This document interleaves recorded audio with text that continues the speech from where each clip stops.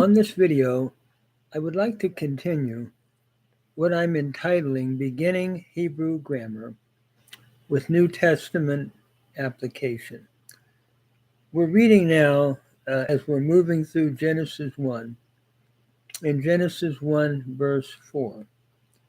I'll read the Hebrew, do the vocabulary, look at grammar briefly, followed by a translation, and then a brief commentary. Vayad Elohim et ha'or ki tov.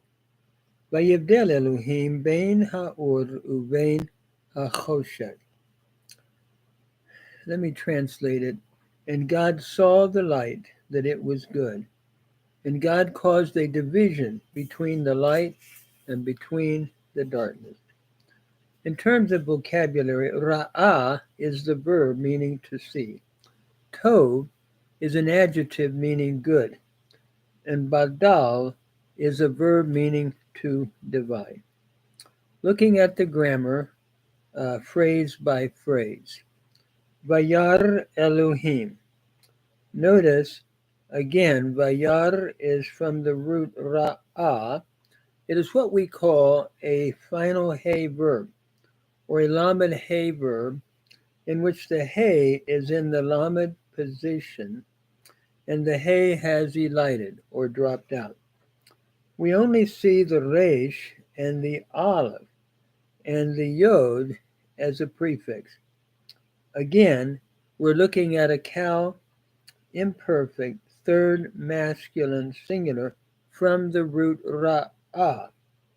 The vav here is turning it over, so it is a vav conversive.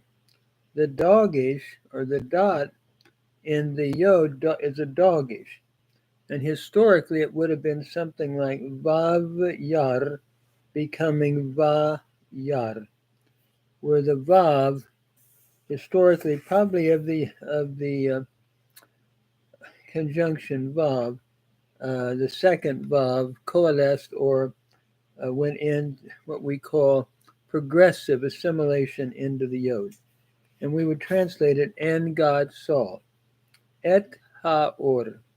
Notice et here is the sign of the direct object. You don't translate it, it's just pointing to the direct object.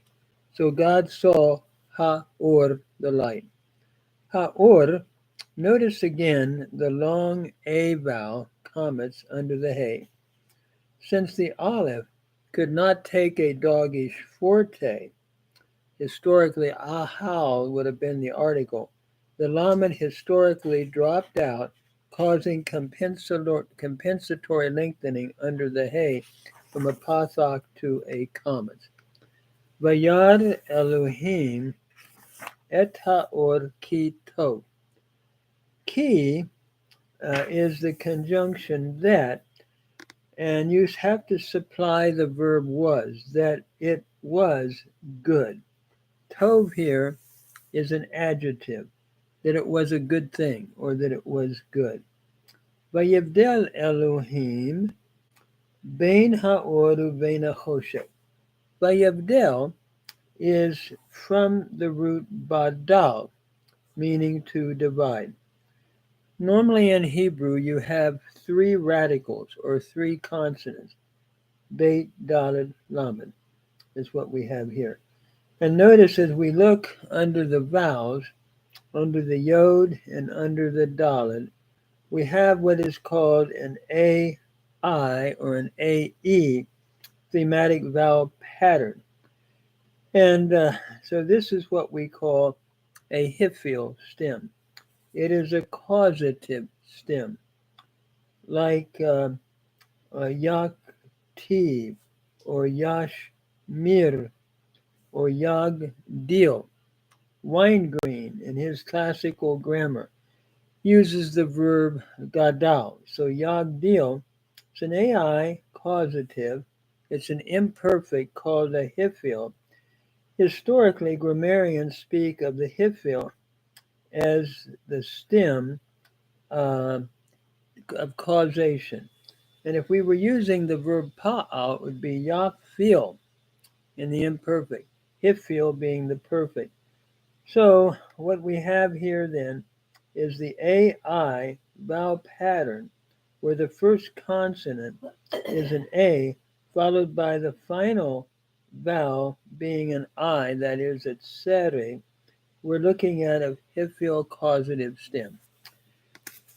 So God caused a division. Bain ha'or uvein ha'choshek. Bain is a preposition between. Ha'or, notice we have the definite article ha, and or is the noun meaning light. Between the light, uvein, we have the conjunction uvein, and between. Notice here, the vav is a conjunction. However, when you have a bait following the vav here, you cannot have vevain. It becomes changes. What you have here, vevain changes to uvain in the context here of two labials, that is, two verbs pronounced in what we call labials, vevain becoming uvain, two consonants pronounced by the lips. So we have a shurit functioning as the conjunction in this environment. So uvein ha-choshek. Ha-choshek means the darkness. Interestingly, the hay will not take a doggish forte. Normally, we would expect compensatory lengthening under the hay in this situation because of the hard guttural chet and hoshek. That does not happen. So ha hoshek instead of how hoshek is what we find here, with the pathos under the hay, the definite article, followed by the noun hoshek. So again, God saw the light, that it was good, and God caused a division between the light and between the darkness. Notice the Lord is the source of light and darkness. And this is important because in the Exodus later, he will use both in the plagues to accomplish his purpose of judgment on Egypt and blessing on Israel. In the New Testament, light represents truth and darkness, evil, and are always separate. So this is basically uh, a reading looking at each word grammatically. I think I'm going to stop there. I'm going to try to hold these to very short doses of Hebrew. So I would suggest the ones we've done before. Simply learn the vocabulary, learn the alphabet, then learn the vocabulary, and we're just going to slowly work our way through. I have nothing else to do, that I'm retired, and so I'm just spending my time doing this uh, in work that we've already done, but now shortening it to about, I don't know, 6 to 7 minutes in length. I would encourage anyone that's following to get a Hebrew Bible and try to learn the previous videos we've done, looking at the vocabulary, looking at the reading of the text. It's my conviction that we need to read slowly and learn every word grammatically and grow out of that. I'm reminded as I read Farr, who did his grammar on Homer, he encourages us, and I'm sort of working through that for the fun of it on my own. He encourages us to learn every word grammatically and then slowly, slowly, slowly build up from that. I know there's different approaches, but this is an approach that I enjoy and have always enjoyed throughout my lifetime. I hope this is helpful in helping those who might be reading along. And my thought too is I want to make application to the New Testament whenever I can and to Jesus Christ.